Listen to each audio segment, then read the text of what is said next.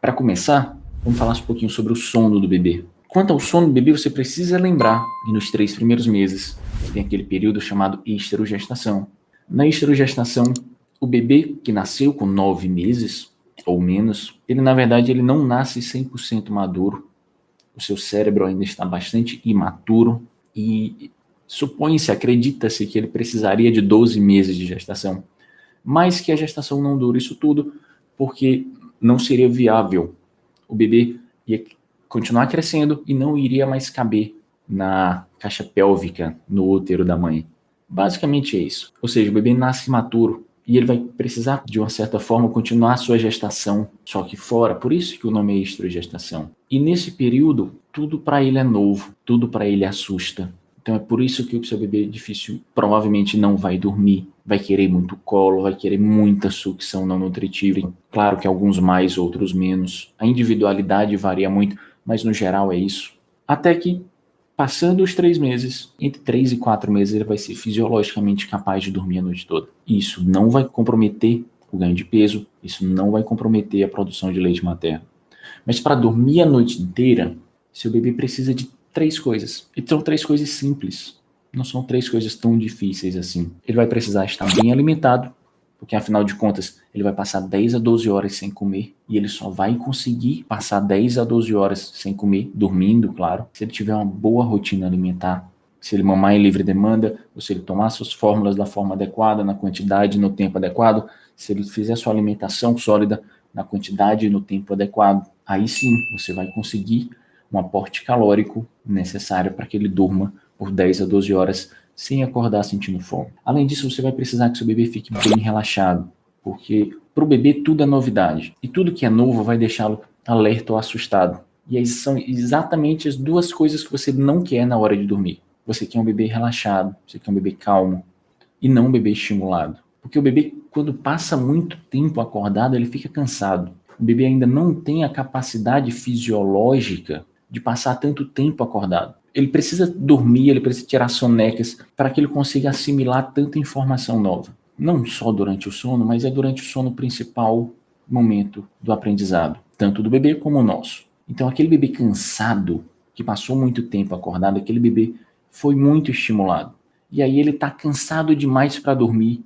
Tenho certeza que você já passou por isso em algum momento, de ficar cansado demais. Então ele precisa ter uma boa rotina de sonecas. Ele precisa tirar as sonecas no tempo adequado para que ele consiga assimilar essas informações, para que ele consiga descansar, para que ele não fique estimulado demais, principalmente para que ele não entre em efeito vulcânico. Aí de quantas sonecas o bebê precisa? Da quantidade suficiente para isso, para ficar bem relaxado, para não ficar estimulado demais, para não entrar em efeito vulcânico, independente da quantidade. Essa quantidade varia muito de acordo com a idade. Te dá uma tabela de cara sem te ensinar como interpretar e te ensinar as margens. É errado eu te dizer, não, de tantas em tantas horas seu bebê tem que dormir. Não pode ser assim. Por quê? Porque eu não sei exatamente quanto tempo seu bebê vai ficar. E de quanto tempo tem que durar a soneca? Depende. No mínimo um ciclo de sono. Estima-se que um ciclo de sono dure 40, 50 minutos. Mas tem bebê que tira uma soneca de 40 minutos e fica bem. Tem bebê que tira uma soneca de 40 minutos e fica mal, fica ainda sonolento, precisando de mais. Então depende. Cuidado com generalismos, cuidado com literalidades, cuidado com tabela. Bebê não lê tabela. Não é porque tem alguém escreveu em uma tabela, alguém fez uma tabela que o bebê deve dormir a cada 2 horas, que seu bebê vai seguir isso. Não necessariamente. Tem muito mais coisa envolvida. Mas é fato, ele precisa tirar sonecas. E você só vai saber qual o padrão de sonecas do seu bebê observando o seu bebê. A melhor pessoa para determinar quantas sonecas seu bebê precisa, de quanto tempo ele precisa, quanto tempo ele consegue ficar acordado, é você. Então, ele chegou ao final do dia, tirou suas sonecas, chegou ao final do dia, relaxado, ele precisa de mais uma coisa para ficar relaxado. Um bom ritual, um ritual relaxante. Boas práticas que você faça que o deixem relaxado. Isso pode ser banho, massagem, dançar, cantar, mamar, desde que deixe relaxado. Então, se ele tirou boas sonecas, tirou sonecas suficientes durante o dia, passou por um ritual relaxante, ele vai sim dormir. Se ele conseguiu ingerir um aporte calórico suficiente, ele vai sim conseguir dormir a noite inteira. Se não tiver tantas associações. A associação do sono é outro pesadelo, é outra dificuldade na vida da mãe. Porque muita mãe nem sabe o que é uma associação e as que sabem interpretam errado. As que sabem não sabem tão bem assim. Então, note que eu não falei sem associações. Eu disse que se ele não tiver tantas associações, se ele tiver o mínimo de associações, a associação do sono é tudo aquilo que o bebê faz na hora de dormir. Tudo aquilo que ele associa que ele precisa fazer para dormir. Então, se seu bebê dorme no colo, ele vai associar que ele precisa do seu colo para dormir. Se seu bebê dorme mamando, ele vai associar que ele precisa mamar para dormir. Se seu bebê dorme na cama compartilhada, ele vai associar que ele precisa da cama compartilhada para dormir. E tá tudo bem. Isso são associações. Um pedido meu, se você já sabia o que era, se você já ouviu falar em associações, esqueça a classificação de associação positiva e associação negativa. Porque o termo positivo dá uma ideia de como se fosse uma coisa boa. E chupeta não necessariamente é bom. Chupeta, que é considerada uma associação positiva, tem dezenas de malefícios. Tem dezenas de desvantagens. E, por exemplo, mamar, que é considerada uma associação negativa, não necessariamente é ruim. Mamar é ótimo para o bebê. Então, é melhor, para não gerar interpretações erradas, é melhor que você esqueça essa classificação. Ela não é importante para você. Ela não será importante para você. Então, tudo vai ser associação do sono, porque pode ser que o bebê esteja fazendo tudo isso para dormir. Pode ser que o bebê durma com a chupeta, pode ser que o bebê durma mamando, pode ser que o bebê durma com o ruído branco, pode ser que o bebê durma com a naninha. Tudo isso são associações, independente se é positivo ou negativo, tá? Vamos esquecer isso aqui. Você vai ver que você não precisa dessa classificação, que é um tanto quanto errada. Você precisa apenas garantir que ele tenha o mínimo de associações possíveis. Seu bebê pode ter associações nas sonecas e ainda assim dormir a noite inteira. Seu bebê pode ter associações no ritual noturno. Pode ser que ele durma mamando e ainda assim dormir a noite inteira. Pode ser que ele durma na cama compartilhada e ainda assim dormir a noite inteira. Seu bebê só não pode ter associações na madrugada, nos despertares noturnos. Esses precisarão ser desfeitos. E não necessariamente vai precisar envolver uma técnica para desfazer cada um. Às vezes, principalmente quando é algo recente, se você garantir os primeiros 2 passos, o bebê bem alimentado e bem relaxado, esse terceiro vai ser feito sozinho. Essa associação vai ser desfeita sozinha. Agora eu preciso que você entenda essa parte mais inicial. Ele precisa estar bem alimentado, ele precisa estar bem descansado, bem relaxado e com o mínimo de associações possíveis. Ele precisa estar sem associações nos despertares noturnos.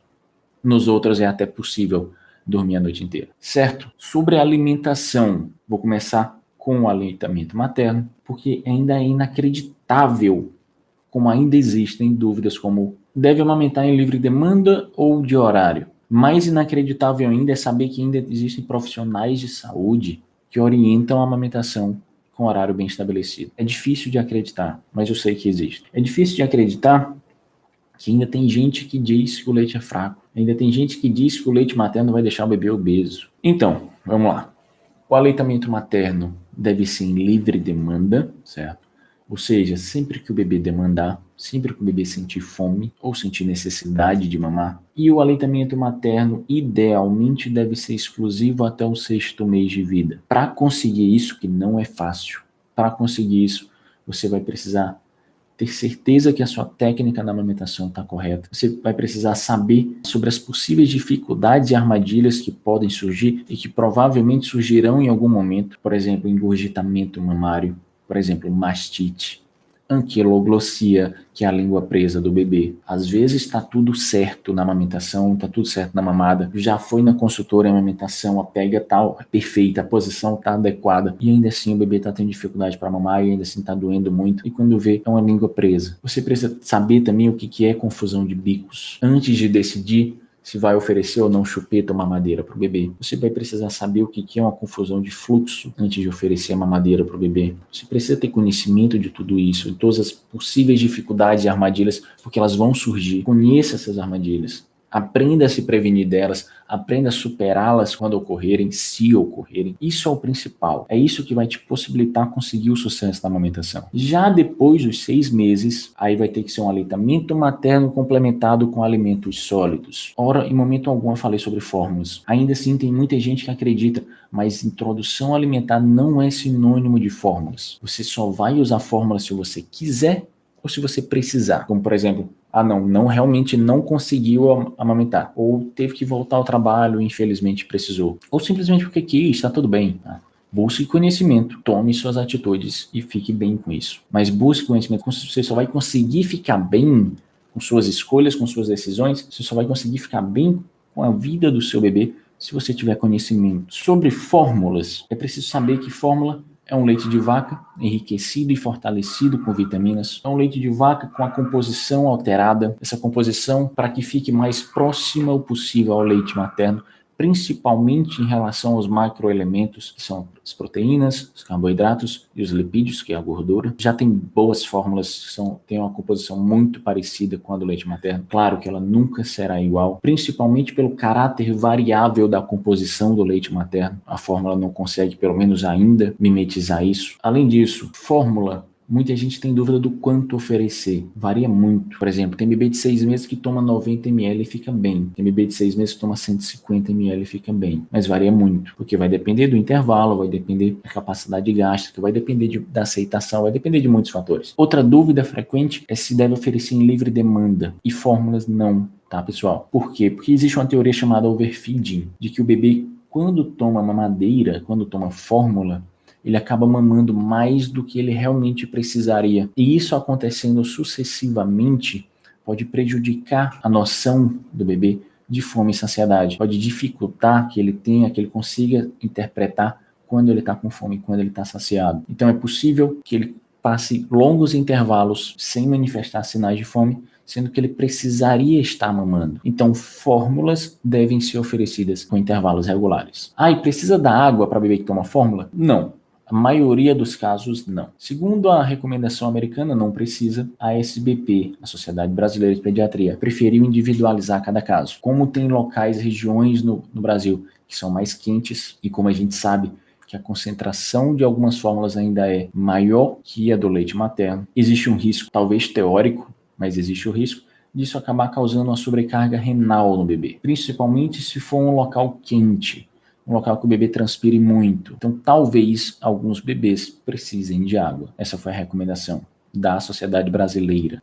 E o bebê vai ficar doente por não ter mamado? Essa dúvida é muito frequente e muito errada. Não necessariamente ele vai ficar doente. Ou melhor, ele não vai ficar doente por não ter mamado. Ele vai ficar com a imunidade baixa por não ter mamado? Não tem nada a ver com isso. O aleitamento materno influencia sim na imunidade, mas como um acréscimo, como um ganho. Aquele bebê que mamou em livre demanda, exclusivamente até o 6º mês e depois até 1, 2 anos, tem sim uma maior capacidade imunológica, defesa contra infecções, defesa contra alergias, mas isso não significa que aquele bebê que tomou fórmula vai ser doente. Entenda que um acréscimo em um caso não significa que o outro não tenha nada. Ele vai continuar tendo a sua proteção normal. Preciso ficar claro isso, certo, pessoal? E sobre a introdução alimentar, para a gente concluir o tópico de alimentação. Quando começar? Eu sei que tem gente que oferece antes, que indica antes, que orienta antes.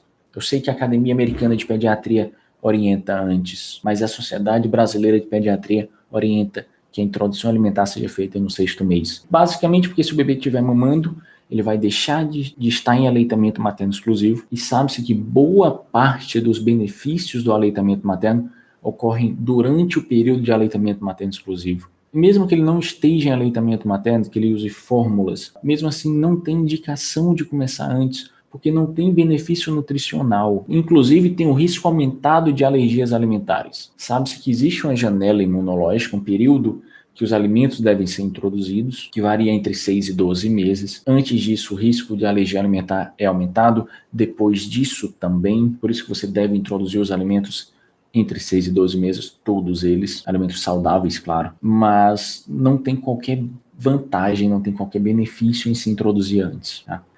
Quanto de comida o bebê deve comer? Isso varia muito. Isso tem que ser decidido com o pediatra, principalmente, se for possível, com uma nutricionista. Um nutricionista materno-infantil que saiba desse assunto, para acabar não cometendo erro. E claro, a alimentação tem que ser com horários regulares. Não tente fazer introdução alimentar em livre demanda, que vai dar errado. E na introdução alimentar ele precisa sim de água, tá? Pelo mesmo motivo, apresenta uma concentração maior, existe um risco, mesmo que teórico, de causar alguma sobrecarga renal. Então ele vai precisar dessa água. Quanto de água? Depende, varia, tá? A nova recomendação da Academia Americana de Pediatria fala como poucos goles, alguns goles, mas ela não quantifica isso. E até melhor que não quantifique, que pode ser que ela diga uma quantidade, seu bebê não tome isso, e você fique preocupado, ou ela diga uma quantidade, o seu bebê toma muito mais do que isso, e você fica preocupado da mesma forma. Então, saiba que tem que dar água, saiba que você vai precisar ficar oferecendo água com certa frequência. E ele precisa disso para comer,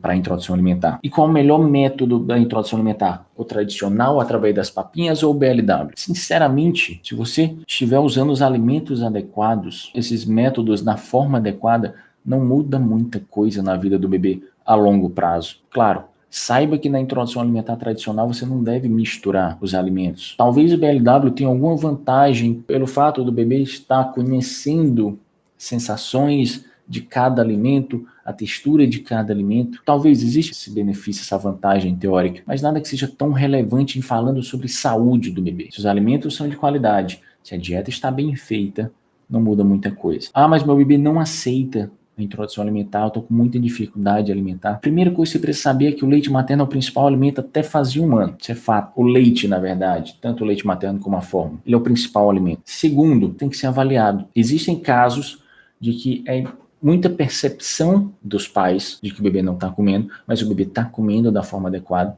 Existem realmente casos de seletividade. Como saber? Tem que ser avaliado, tem que avaliar ganho de peso, estado geral, estado nutricional, de hidratação, evacuações, diurese, tem que avaliar isso tudo. Então, antes de pensar, antes de se preocupar em se o bebê não come, saiba o que é o não come, saiba quais são os critérios de eficácia de uma alimentação. E por último, o desenvolvimento. O desenvolvimento do bebê ocorre de forma crânio-caudal, ou seja, de cima para baixo, e do centro para a periferia. Ele não ocorre necessariamente de uma forma contínua, ele ocorre em saltos de desenvolvimento. E salto existe? O que hoje a gente chama de salto, antigamente sua avó chamava de é cólica, é fome, é fase. Ainda tem muito profissional hoje que prefere dizer que é fase do que acreditar em saltos. É só ver a quantidade, as milhares de pessoas, de depoimentos de pessoas que veem na prática os saltos acontecendo. Isso não é histeria coletiva. Acontece. Mas não tem tanto estudo científico. Não tem ainda. É difícil ter estudo científico, é difícil ter tanta pesquisa assim quando o assunto é bebê. Mas acontece. O desenvolvimento não é algo contínuo. Ele acontece em saltos. Vão ter momentos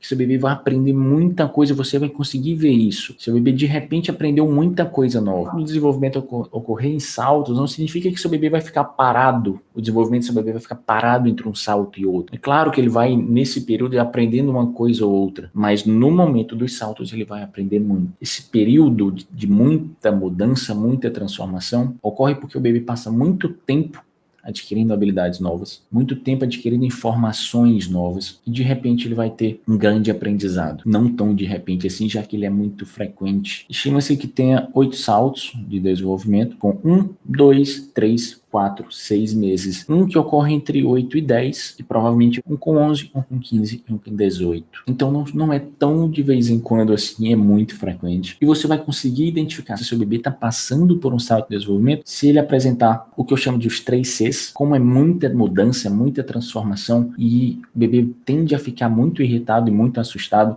Ele tende a ficar chorão, porque ele está assustado. Ele tende a ficar mais chato, porque ele quer colo o tempo inteiro, e tende a ficar mais carente. Então ele vai ficar irritado, vai ficar assustado, vai querer colo o tempo inteiro. E para ficar uma coisa mais didática, eu denominei de os 3 Cs, chato, carente e chorão. Você vai conseguir observar a quantidade de marcos do desenvolvimento que esse bebê está atingindo em tão pouco tempo. Assim você vai conseguir saber se o seu bebê está em salto. Assim você vai conseguir saber qual salto o seu bebê está. Tem gente que não consegue, como por exemplo, prematuros. Meu bebê hoje tem 6 meses de idade corrigida, ele tem 4, mas ele já está desenvolvendo todas as habilidades do marco de 6 meses. Qual é esse salto? é o de 6 meses. É só saber avaliar os marcos e saber também otimizar o desenvolvimento do bebê. Para isso existem os estímulos adequados para cada idade, para cada marco. Não queira ser muito acelerado, não queira estimular aquilo que não precisa, aquilo que não deve, mas também não seja negligente no desenvolvimento do seu bebê, porque às vezes muita mãe chega ao pediatra, ao consultório, já chegou no meu, já chegou de vários outros, assustado, pensando que o bebê tem algum atraso, perguntando se o bebê é autista, porque ele não tem tal marco e às vezes é simplesmente falta de estímulo. Certo, pessoal? Então é isso. Essa é uma orientação geral inicial sobre os 3 grandes objetivos de uma mãe, além de um pouco sobre tudo da saúde do bebê.